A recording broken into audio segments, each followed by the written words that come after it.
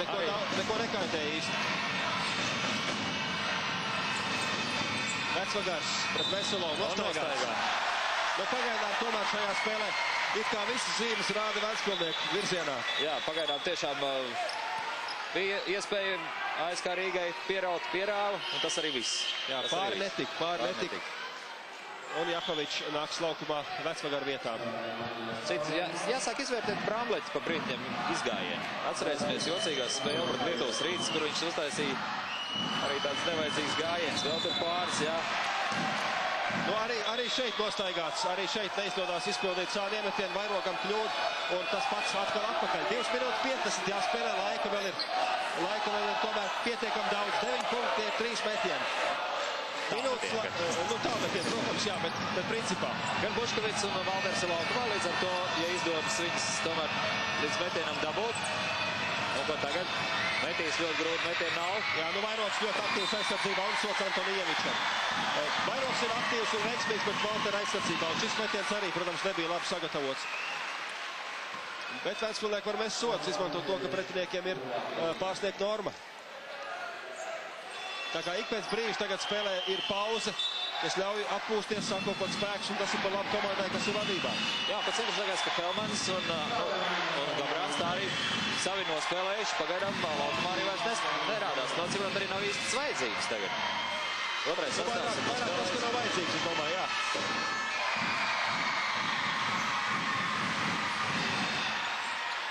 Častins Laus pirmajā sodmetienā precīzs. Okorns kaut ko ļoti aktīvi rāda Vairogam. Otrais sodmetiens arī precīzs. Buškovits, Valders. Atkal un būs 3 sodu metieni. Vēl šeit Valters pārdzīvo par to, ka ļoti iespējams uzskatīja, ka varēja arī šis iekrist. Nu, jā, ja metiens būtu bijis precīzs, tad būtu 3 punktu un sodmetiens. Tagad 3 sodmetieni Valteram, bet starp ir 11 punktu. Šeit pašās beigās liek ar roku.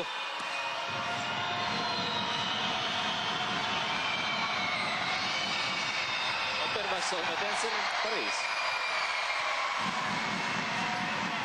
2 minūtes 33 sekundes paliek šajā spēlē. Protams, ASK apzinās, cik smags ir stāvoklis šobrīd no rezultātu viedokļa, no tā, cik laika palicis, un tas arī ietekmē vismaz metienu precizitāti.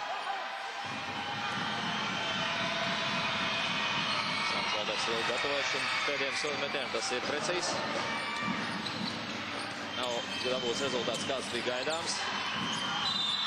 Un nostaigāts Vairogam daudz neveiksmīgu darbību arī. Tāda neveiksmīga lēmuma, es teiktu. Jā, pie šī. Lai gan aktīvs viņš ir un labi sēdz un ļoti cīnās Allans, bet 2-3 kļūdas samērā īsā laikā. Strelnieks paliek, Gabrāns nāk laukumā. Metienā. Jā, Gabrāns atgriežas laukumā, tā kā ar bumbas vadīšanu pāri.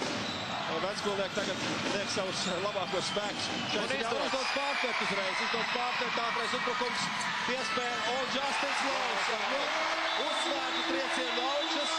Jo, nezinu, protams, laika vēl pietiekam, bet, manuprāt, šīs spēles iznākums varētu būt izšķirts šobrīd. Laika vēl ir daudz, bet Ventspilsnieki ļoti pārliecinoši pašlaik. Ļoti pārliecinoši. Viņiem ir izdevies divreiz.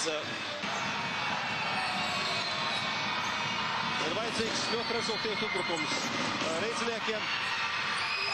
Šeit izdodas noslēguma fāzē bez pretestības, Grafs no augšas 69-60. Un, protams, ASK presingo. Zonas presings. Strēlnieks tiek caur tiem sedzējiem, piespēl uz priekšu Ciprusam. Tagad var arī pieturēt bumbu.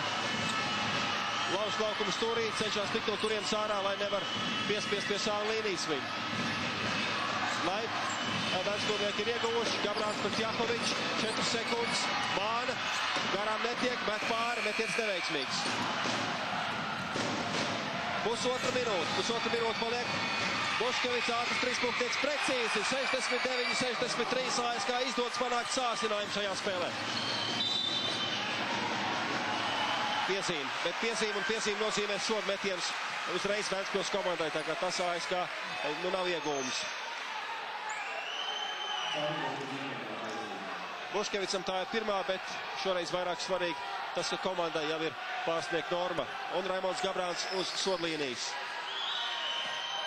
lai gan gūs tikai 5 punktus šovakar līdz šim. Tomēr nospēlējums ļoti veiksmīgi. Maz kļūdu. Sarežģītā brīdī ceturtdaļas sākumā noorganizēja komandai vairākus uzbrukumus, kur noslēdz citi spēlētāji. Tagad pirmais soļmetiens gan nav precīzs, bet vēl otrs. Tas ir precīzs. 70-63. Un bumba Antonijevičam. Netiek garām strēlniekam, bet viņam sots. Tā ir trešā piezīme Ventspilsniekiem, tā kā sāni iemetiens. Un minūte 23 paliek ko spēlēt.